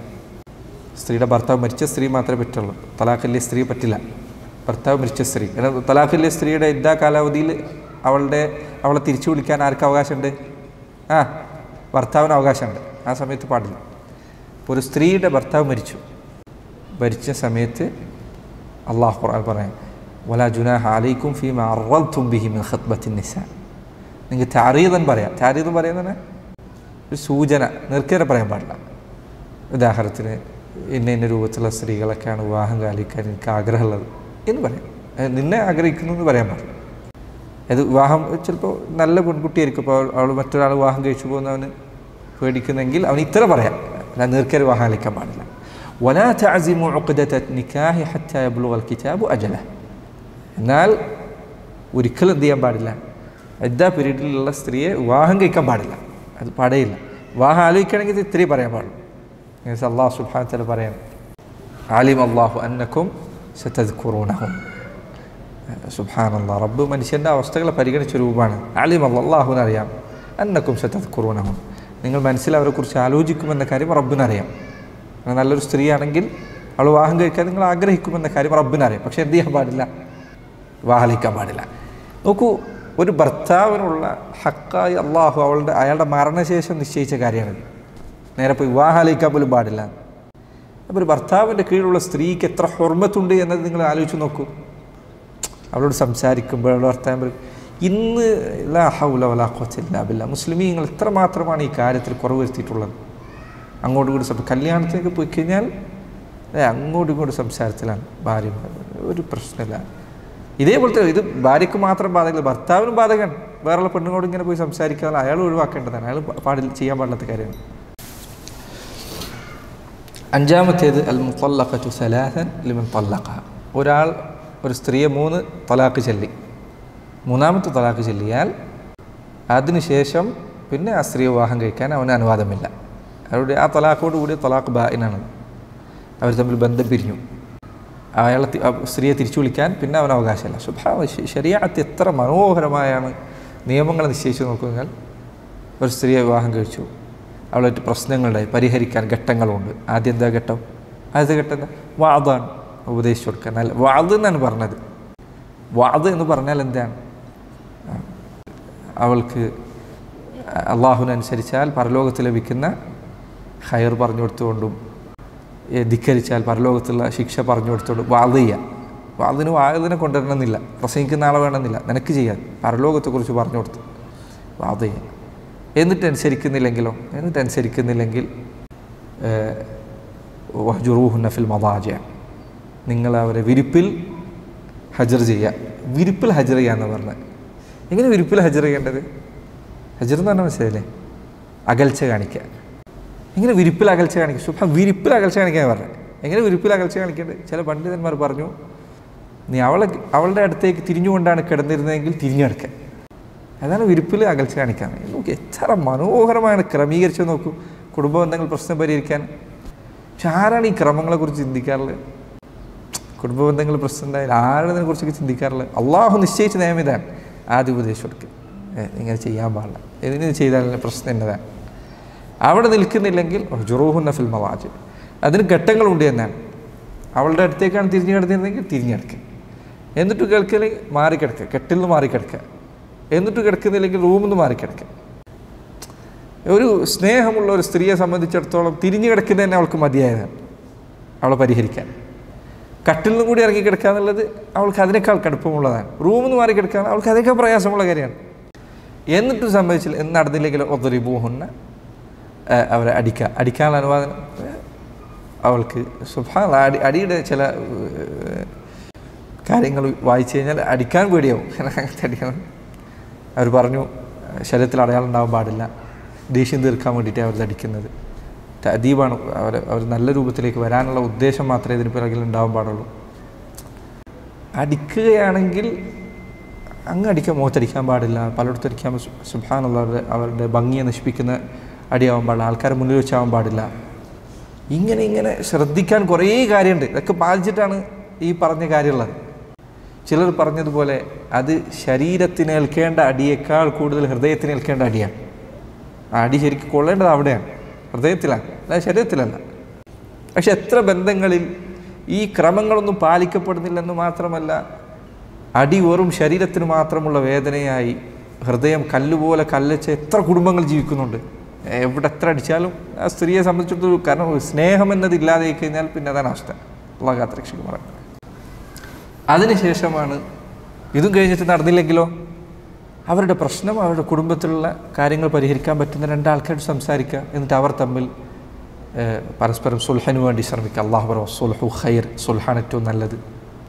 എത്രയെല്ലാം.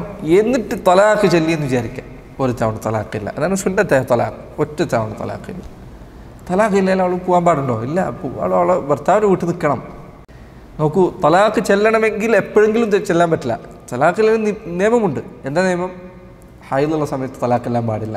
സുബ്ഹാനല്ലാഹ്, നിയമം എത്ര കൃത്യമാണ് നോക്കും. ഹൈദുള്ള സമയത്ത് തലാഖെല്ലാം പാടില്ല. കാരണം പൊതുവെ സ്ത്രീകൾക്ക് ഹൈദുള്ള സമയത്ത് അവരുടെ മാനസികമായ ചിന്തകൾ അത് സ്വാധീനിക്കുന്ന സമയമാണ്. അപ്പോൾ ഹൈദുൽ തലാഖെല്ലാം പാടില്ല. എന്നാൽ പിന്നെ ശുദ്ധികാലത്ത് തലാഖെല്ലാം എപ്പോഴും പറ്റുമോ? പാടില്ല.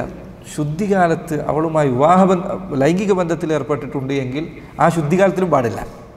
ഇത് എടുത്തുചാടി ചെയ്യേണ്ട ഒരു കാര്യമല്ല. അപ്പോൾ എത്ര സ്റ്റെപ്പ് ശ്രദ്ധിച്ചിട്ടാണ് ഒരാൾ തലാഖില്ലേണ്ടത്. ഹൈദുൽ തലാഖെല്ലാം പാടില്ല. എന്നാൽ ശുദ്ധികാലത്ത് തലാഖെല്ലാം ഇല്ല. അവളായിട്ട് ലൈംഗിക ബന്ധത്തിൽ ഏർപ്പെട്ടാൽ ഇനി അവൾക്ക് ഹൈദ് വന്ന് വീണ്ടും ശുദ്ധിയാവുന്നവരെ കാത്തിക്കണം. എന്നിട്ട് തലാഖ് ചൊല്ലിയാൽ തന്നെയോ തലാഖില്ലാൽ തന്നെ അവളെ ഭർത്താവിൻ്റെ വീട്ടിൽ നിൽക്കണം. ഇന്ന് നാട്ടിൽ അത് കരയെ നടപ്പില്ല. തലാഖില്ലാൽ ഭാര്യ ഭർത്താവിൻ്റെ വീട്ടിലാണ് നിൽക്കേണ്ടത്. ഇദ്ദ കാലഘട്ടത്തിൽ നോക്കൂ, തലാഖ് ചെല്ലാൻ ഇത്രയും കടുപ്പുണ്ട്. ഇനി തിരിച്ചെടുക്കാനോ ഒന്നും ചെയ്യേണ്ടതില്ല. പറയേണ്ടത് പോലുമില്ല. എന്നാ പറഞ്ഞാൽ ഓക്കെ, ഇനി പറയേണ്ടത് പോലുമില്ല. അവൻ പോയി അവളെ ഒന്ന് അണച്ചു പിടിച്ചാൽ, ഒന്ന് ചേർത്ത് പിടിച്ചാൽ കഴിഞ്ഞു, അവൾ ഭാര്യയായി. ഒരുപാട് വിവാഹം കഴിക്കേണ്ട ആവശ്യം പോലില്ല. തലാഖിന് ശേഷം തിരിച്ചെടുത്തു. എത്ര കൃത്യമാണ് ഇസ്ലാം നിയമം വെച്ച് നോക്കും. ഇത്രയും നിയമങ്ങൾക്ക് ശേഷം അവൻ ഒരു തവണ തലാഖില്ല, രണ്ടാമത്തെ തവണയും തലാഖില്ല, മൂന്നാമത്തെ തവണ അവൻ തലാഖിലേക്ക് പോകുമ്പോൾ അവന് ഓർമ്മപ്പെടുത്തലുണ്ട്. ഇനി നീ തലാഖ് ചെല്ലിയാൽ നിനക്കിവളെ കിട്ടുകയില്ല, വേറെ ആൾ കല്യാണം കഴിക്കാതെ കിട്ടില്ല. അതില്ലായിരുന്നെങ്കിൽ നിങ്ങൾ ചിന്തിച്ച് നോക്കൂ, ആ രണ്ടാമത്തേതിന് ശേഷം മൂന്നാമത്തെ നിയമം ഇങ്ങനെ വെച്ചിട്ടില്ലായിരുന്നു, ആൾക്കാർ തലാഖെല്ലും തിരിച്ചെടുക്കും, തലാഖെല്ലും തിരിച്ചെടുക്കും. തലാഖിന് പിന്നെ ഒരു അർത്ഥം ഉണ്ടാവില്ലായിരുന്നു. തലാഖിന് രണ്ട് തലാഖുകൾക്ക് അർത്ഥമുണ്ടാകുന്ന ഈ മൂന്നാമത്തെ തലാഖ് കൊണ്ടാണ്. ആൾ ചിന്തിക്കും ഇനി ചൊല്ലിയാൽ കിട്ടില്ല, ഇവളിനി വേറെ ആളുടെ ഒപ്പം കല്യാണം കഴിച്ച് അയാൾ ജീവിച്ച് അയാൾ തലാഖല്ലാതെ എനിക്ക് ഇവളെ കിട്ടില്ല. അത് ഒരാളെ സംബന്ധിച്ചിടത്തോളം തലാഖിൽ പിറകോട്ട് വലിക്കാൻ ഏറ്റവും പ്രേരിപ്പിക്കുന്ന കാര്യമാണ്. എന്നിട്ടും അവൻ തലാഖില്ലാലോ, തലാഖില്ല, പിന്നെ വിവാഹം കഴിക്കാതെ, മറ്റൊരാളെ വിവാഹം കഴിക്കാതെ അവൾക്ക് അനുവദനീയമല്ല. ഇസ്ലാമിക ശരീഅത്ത് സുബ്ഹാനല്ലാഹ് പഠിക്കുന്ന ഒരാളെ സംബന്ധിച്ചിടത്തോളം അള്ളാഹുവിൻ്റെ ദീൻ എത്ര കൃത്യമായാണ് ഇത്തരം കാര്യങ്ങൾ നിശ്ചയിച്ചിട്ടുള്ളത് എന്ന് മനസ്സിലാക്കുന്ന ഒരാൾക്ക് ഈ ദീൻ അള്ളാഹുവിൽ നിന്നുള്ളതാണ് എന്ന് സംശയമില്ലാതെ ബോധ്യപ്പെടും.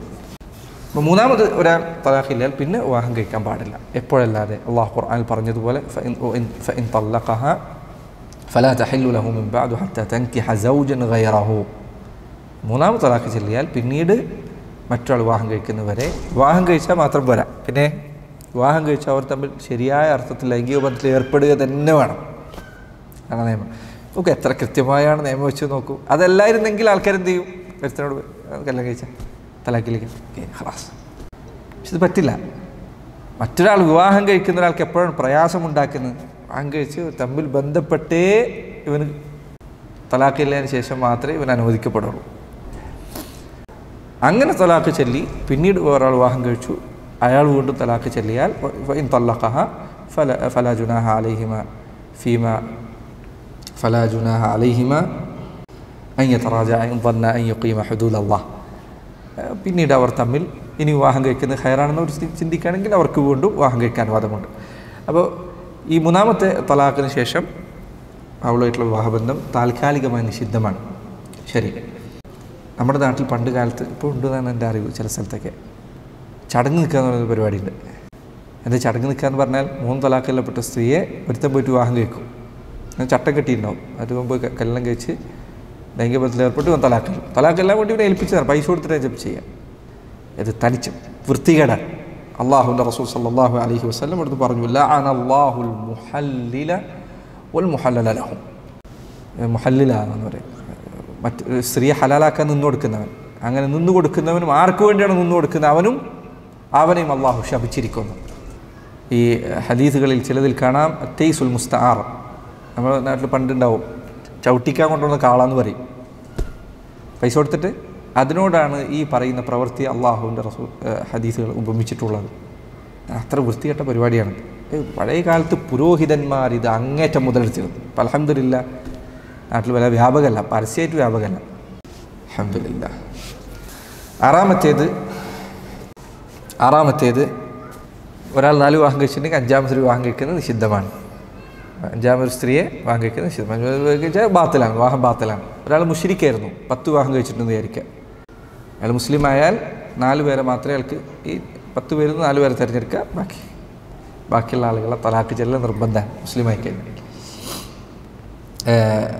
അബീദ് സൽമാൻ അദ്ദേഹം പറഞ്ഞേക്കണം, അഞ്ചാമതൊരു സ്ത്രീ വിവാഹം കഴിക്കുന്നത് ഹറാമാണ് എന്നതിൽ സഹാബികൾക്ക് ഇജ്മാ ഉണ്ടായതുപോലെ മറ്റൊരു മസലയിൽ ഇജ്മാ ഉണ്ടായിട്ടില്ല.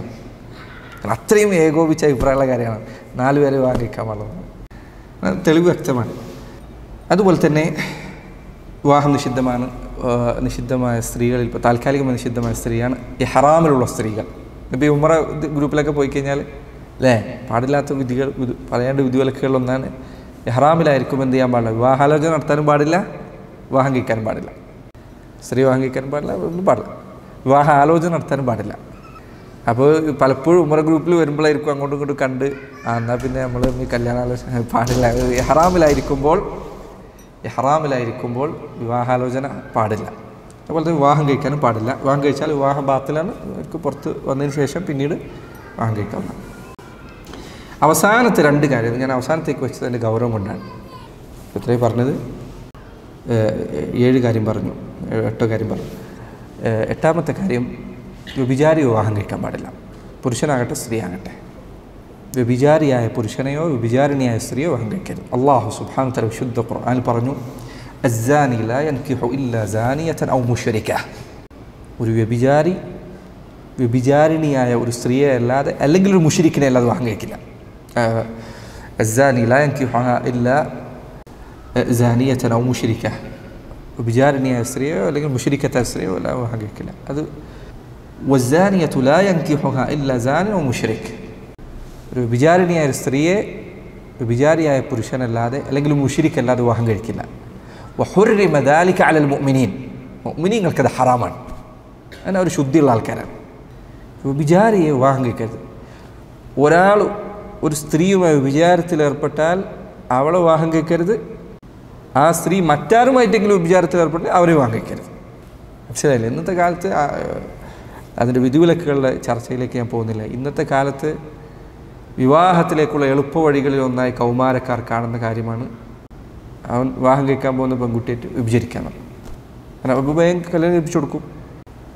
വ്യഭിചാരത്തിൽ ഏർപ്പെട്ട അവസ്ഥയിൽ ഉള്ള സ്ത്രീയെ വ്യഭിചാരിയെ വിവാഹം കഴിക്കുക, വ്യഭിചാരിനെ വിവാഹം കഴിക്കുക എന്നുള്ളത് ഹറാമാണ്. അവരെ വിവാഹം കഴിക്കുന്ന അനുവദിക്കപ്പെടണമെങ്കിൽ 2 കാര്യമുണ്ട്. ഒന്നാമത്തെ കാര്യം, അവർ തൗബ ചെയ്തു എന്ന് വ്യക്തമായിരിക്കണം. ആത്മാർത്ഥമായി തൗബ ചെയ്തു എങ്കിൽ അള്ളാഹു ഖുർആനിൽ പറഞ്ഞതുപോലെ അത്താഇബു മിന ദംബി കമൻ ലാ ദംബ ലഹ്. ആത്മാർത്ഥമായി അള്ളാഹുവിനോട് തൗബ ചെയ്തവൻ തിന്മ ചെയ്യാത്തവനെ പോലെ തൗബ ചെയ്തിരിക്കണം. വ്യഭിചാരിണിയായിരുന്നു പക്ഷേ തൗബ ചെയ്തു എങ്കിൽ, അല്ലെങ്കിൽ വ്യഭിചാരിയായിരുന്നു തൗബ ചെയ്തു എങ്കിൽ അവൻ വിവാഹം കഴിക്കാൻ അനുവാദമുണ്ട്. 1. രണ്ടാമത്തെ കാര്യം അൽ ഇസ്തിബ്റാഉ ബി ഹൈദ. അവൾ വിവാഹം കഴിക്കുന്നതിന് മുൻപ് അവൾക്ക് ഒരിക്കൽ ഹൈദ് വന്നിരിക്കണം. അതിനാ അവൾ ഗർഭിണിയല്ല എന്ന് ഉറപ്പുവരുത്താൻ വേണ്ടി. വിചാരത്തിലൂടെ ഉണ്ടാകുന്ന കുട്ടി പിന്നെ അതിൻ്റെ വിധിവിലക്ക് വേറെ തന്നെ വിശദമായി പറയേണ്ടതാണ്. വാപ്പയിലേക്ക് ചേർത്താൻ പാടുണ്ടോ സ്ത്രീയിലേക്കാണോ ചേർത്തേണ്ടത്? പക്ഷേ അവൾ ഗർഭിണിയാണോ എന്ന കാര്യം അറിയാൻ വേണ്ടി അവൾക്ക് ഒരു തവണ ഹൈദ് ഉണ്ടാകുന്നത് കാത്തിരിക്കണം. ഇത് ഇന്നത്തെ കാലത്ത് പ്രത്യേകം പറയേണ്ടതാണ്. സഹോദരങ്ങളെ, സഹോദരിമാരെ, വിചാരമൊരിക്കലും നല്ലൊരു ബന്ധത്തിലേക്കുള്ള തുടക്കമല്ല. എത്ര ബന്ധങ്ങളാണ് ഈ രൂപത്തിൽ നശിച്ചു പോകുന്നത്. ഇന്ന് പലപ്പോൾ പുരോഗമനം പറയുന്ന ആൾക്കാർ അവരാണ് ഏറ്റവും വേഗത്തിൽ തലാഖിൽ എത്തിപ്പെടുന്നത്. അള്ളാഹുവിനനുസരിക്കുക. നിങ്ങളുടെ മക്കൾ നല്ല നബി സല്ലല്ലാഹു അലൈഹി വസല്ലം പറഞ്ഞില്ലേ, എൻ്റെ കുടുംബ പരമ്പരയിൽ ഒരാൾ പോലും സിഫാഹിൽ നിന്ന് വ്യഭിചാരത്തിലൂടെ ജനിച്ചിട്ടില്ല. ഒരാൾ പോലും. അള്ളാഹുവിൻ്റെ റസൂൽ സല്ലല്ലാഹു അലൈഹി വസല്ലം. അത് നിൻ്റെ മക്കൾ ശുദ്ധരാകാൻ, നിൻ്റെ മക്കളുടെ മക്കൾ അവർക്ക് ശുദ്ധി ലഭിക്കാൻ, അവർ നല്ലവരാകാൻ, അവർ നന്മയിലാകാൻ ശ്രദ്ധിക്കേണ്ട കാര്യങ്ങളൊന്നാണ്. ജീവിതം വിശുദ്ധിയുള്ളതാക്കാൻ. അവസാനത്തെ കാര്യം കുറച്ച് ഗൗരവമുള്ള കാര്യം. ഈ കാലഘട്ടത്തിൽ പ്രത്യേകിച്ചും മുശ്രിക്കായ ഒരാൾ വിവാഹം കഴിക്കരുത്. ഒരു മുസ്ലിമായ ഒരാൾ, ഒരു ബഹുദൈവ ആരാധകനായ ഒരാൾ വിവാഹം കഴിക്കരുത്. ഒരു മുസ്ലിമായ സ്ത്രീ ബഹുദൈവ ആരാധകനായ ഒരാൾ വിവാഹം കഴിപ്പിക്കരുത്. മുസ്ലിമായ പുരുഷൻ ബഹുദൈവ ആരാധകയായ ഒരു സ്ത്രീയെ വിവാഹം കഴിക്കരുത്. എന്താ പ്രശ്നം? രണ്ടാളുകൾ മനസ്സ് ഒത്തുകഴിഞ്ഞാൽ എന്താ പ്രശ്നം? അള്ളാഹു സുബ്ഹാനഹു വ തആല ഖുർആനിൽ പറഞ്ഞു. അള്ളാഹു ഖുർആനിൽ പറയുന്നു, വലാ തൻകിഹു അൽ മുശ്രികാതി ഹത്താ യുഅ്മിന്ന. നിങ്ങളൊരിക്കലും ബഹുദൈവ ആരാധകരായ സ്ത്രീകളെ വിവാഹം കഴിക്കരുത്. അവർ മുഅ്മിനാകുന്നതുവരെ. വല അമതു മുഅ്മിനത്തുൻ ഖൈറുൻ മിൻ മുശ്രികത്തിൻ വലൗ അജബത്കും. ഒരടിമയായ ഒരു സ്ത്രീയാണ് മുശ്രിക്കത്തായ ഒരു സ്ത്രീയേക്കാൾ നിങ്ങൾക്ക് ഖൈർ. ആ മുശ്രിക്കായ സ്ത്രീയെ നിങ്ങളെ അത്ഭുതപ്പെടുത്തിയാലും, അവളുടെ ഭംഗിയും അവളുടെ കാര്യങ്ങളും ഒക്കെ നിങ്ങൾ അത്ഭുതപ്പെടുത്തിയാലും ഒരു അടിമ സ്ത്രീയാണ് അതിനേക്കാൾ നല്ലത്. വലാ തുൻകിഹു അൽ മുശ്രിക്കീന ഹത്താ യുഅ്മിനു. നിങ്ങളൊരിക്കലും മുശ്രിക്കീങ്ങളായ പുരുഷന്മാർക്ക് നിങ്ങളുടെ പെൺമക്കളെ വിവാഹം കഴിപ്പിച്ചു കൊടുക്കരുത്, അവർ മുഅ്മിനാകുന്നത് വരെ. വല അബ്ദു മുഅ്മിൻ ഖൈറുൻ മിൻ മുശ്രിക്കിൻ വലൗ അഅജബകും.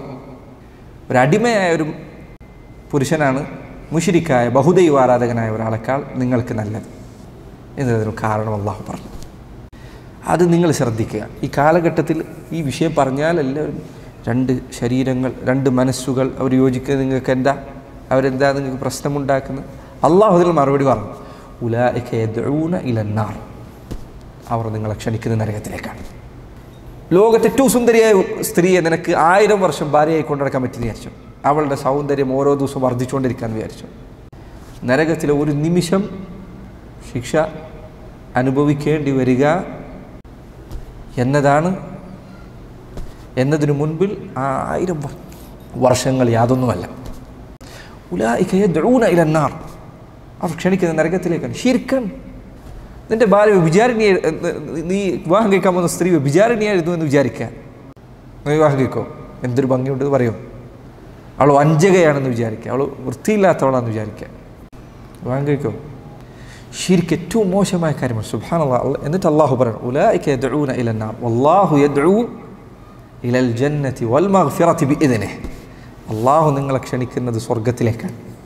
അള്ളാഹു നിങ്ങളെ ക്ഷണിക്കുന്നത് പാപമോചനത്തിലേക്കാണ്. കദാലിക യുബയ്യിനു ആയാതിഹി ലിന്നാസി ലഅല്ലഹും യതദക്കറൂൻ. മനുഷ്യർ ആലോചിക്കാൻ, ഒത്തു ചിന്തിക്കാൻ വേണ്ടി അള്ളാഹു ഇതാ ഈ രൂപത്തിലാണ് ആയത്തുകൾ വിശദീകരിക്കുന്നത്. നോക്കൂ നിങ്ങൾ, ശിർക്കുള്ളവർ വിവാഹം കഴിക്കാൻ പാടില്ല എന്ന് അള്ളാഹു പറഞ്ഞു. ആ ആയത്തിൽ അള്ളാഹു ഇത് വിവരിച്ചു തന്നു. എന്നിട്ട് തൊട്ടടുത്ത ആയത്തിൽ അള്ളാഹു പറഞ്ഞു എന്താണെന്നറിയുമോ?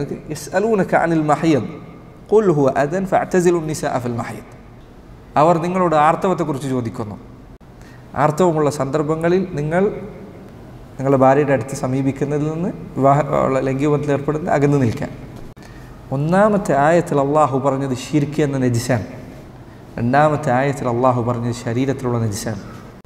ആർത്തവമുള്ള ഒരു സ്ത്രീ, ആ ആർത്തവരക്തം എത്ര നജിസായാണ് നിങ്ങൾക്ക് അനുഭവപ്പെടുന്നത്? പറയുമ്പോൾ അവൾ നിങ്ങളുടെ ഭാര്യയാണ്, അവളുടെ അടുത്തിരിക്കുന്നതും അവളെ സമീപിക്കുന്നു, അവളുമായിട്ട് വർത്താനം പറയുന്നതൊക്കെ നിങ്ങൾക്ക് അനുവദനീയമാണ്. പക്ഷേ ആർത്തവരക്തം എന്ന നജിസ് എത്ര മോശമായിട്ട് നിങ്ങൾക്ക് തോന്നുന്നത്? ഇന്നമൽ മുശ്രിക്കൂൻ നജസ്. മുശ്രിക്കീങ്ങൾ നജിസാണ്. എന്തുകൊണ്ട്? അവരുടെ ശിർക്കുകൊണ്ട്. അവർ ചെയ്ത അതിക്രമം എന്താണ്? ആകാശഭൂമികളുടെ റബ്ബായ അള്ളാഹുൽ പങ്കു ചേർത്തു എന്നതാണ്. ആ വൃത്തികേടിനോടൊപ്പം ഒരു ഭംഗിയല്ല നീ തിരിച്ചറിഞ്ഞിരുന്നെങ്കിൽ. അതുകൊണ്ട് അള്ളാഹു പറഞ്ഞു, ഉലൈക യദ്ഊന ഇലന്നാർ. അവർ നരകത്തിലേക്കാണ് ക്ഷണിക്കുന്നത്. നിനക്ക് കുട്ടിയുണ്ടായെന്ന് വിചാരിക്കുക. ആ കുട്ടി ശിർക്കിലേക്കാണ് പോകുന്നത് എങ്കിൽ എന്താണ് നീ അതുകൊണ്ട് നേടിയത്? അത് എത്രയോ ആളുകൾ ഇന്ന് വിളിച്ച് പ്രയാസം പറയുന്ന കാര്യങ്ങളൊന്നാണ്. അയാൾക്ക് ഇന്ന ആളായിട്ട് ബന്ധമുണ്ട്, ഇന്ന പുരുഷനുമായിട്ട് ബന്ധമുണ്ട്, ഇന്ന മതത്തിലാണ്, ഇന്ന സഹോദര, എത്രയെല്ലാം ഭംഗി നീ അവൾ കണ്ടാലും നീ നരകത്തെക്കുറിച്ച് ചിന്തിക്കുക. അള്ളാഹു നരകത്തെക്കുറിച്ച് ആലോചിക്കുക. വേറെ ഒരു കാര്യത്തെക്കുറിച്ച് നീ ചിന്തിക്കേണ്ടല്ലോ. ദുനിയാവിൽ ഇവർ സമ്മതിച്ചില്ല, അവർ സമ്മതിച്ചില്ല, ഇതിനേക്കാളൊക്കെ നീ ചിന്തിക്കേണ്ടത്, നീ ആലോചിക്കണം അള്ളാഹു നരകത്തെക്കുറിച്ചാണ്. നീ കല്യാണം കഴിക്കാൻ തീരുമാനിച്ച് മരിച്ചു, ആ ദിവസം മരിച്ചു. എന്താ നിൻ്റെ അവസ്ഥ? എന്താണ് നിൻ്റെ അവസ്ഥ? അവൻ മരിച്ചു അല്ലെങ്കിൽ അവൾ മരിച്ചു, എന്താ നീ ചെയ്യുക? നീ ജീവിക്കൂലേ? എന്നാൽ അള്ളാഹു സുബ്ഹാനഹു തആല ഒരുക്കി വെച്ച നരകം ഹക്കാണ്. അന്നാറു ഹഖ്ഖുൻ അൽ ജന്നത്തു ഹഖ്ഖുൻ അന്നാറു ഹഖ്ഖുൻ. സ്വർഗ്ഗം സത്യമാണ്, നരകം സത്യമാണ്. ആലോചിച്ച് നോക്കൂ, ജനങ്ങൾ അവരുടെ ജീവൻ കൊടുത്തുവരെ സംരക്ഷിക്കുമെന്ന് പ്രതീക്ഷിക്കുന്ന ആളുകൾ, അവരുടെ മക്കൾ, എത്ര നമ്മൾ ഹൃദയത്തോട് ചേർത്ത് വെക്കുന്നവർ. പക്ഷേ ഈ ഉരുൾപൊട്ടലുണ്ടായ സമയത്തിലെ ആളുകൾ ചില പറഞ്ഞില്ലേ, എല്ലാം മറന്നുപോയി ആൾക്കാർ, എല്ലാം മറന്നുപോയി, എല്ലാം ഇട്ടുന്ന ആൾക്കാർ ഓടിപ്പോയി. അള്ളാഹു ഖുർആനിൽ അതിന് സമാനം, അതിനേക്കാൾ വലിയൊരു കാര്യം പറഞ്ഞിട്ടുണ്ട്. യാ അയ്യുഹന്നാസ് തഖൂ റബ്ബക്കും ഇന്ന സൽസലത്ത സ്സാഅത്തി ശൈഉൻ അദീം. അന്ത്യനാളിൻ്റെ പ്രകമ്പനം വളരെ ഗുരുതരമാണ്. അത് കാണുന്ന ദിവസം മുല കൊടുക്കുന്ന കുട്ടിയെ വലിച്ചെറിഞ്ഞ് ഉമ്മ ഓടിക്കളയും. അങ്ങനെ ഒരു ദിവസം വരാനുണ്ട്. അത് അന്ത്യനാളുടെ തുടക്കമാണ്. നരകത്തിൻ്റെ കാര്യം എന്താണ്? അത് അന്ത്യനാളുടെ തുടക്കമാണ്, നരകം എത്തിയിട്ടില്ല. അത് മുഅ്മിനും കാഫിറിനും ഒക്കെ ഉള്ളതാണ്. അന്ത്യനാൾ എന്നുള്ളത്, അല്ലെങ്കിൽ അന്ത്യനാൾ പിന്നെ ഹശറിൻ്റെ സമയത്തുള്ള അവസ്ഥകൾ ഇത് മുഅ്മിനും കാഫിറിനുമുണ്ട്. അല്ലാഹു സുബ്ഹാനഹു വ തആല ദിവസങ്ങളിൽ ഈമാനുള്ളവർക്ക് നിർഭയത്വം നൽകും.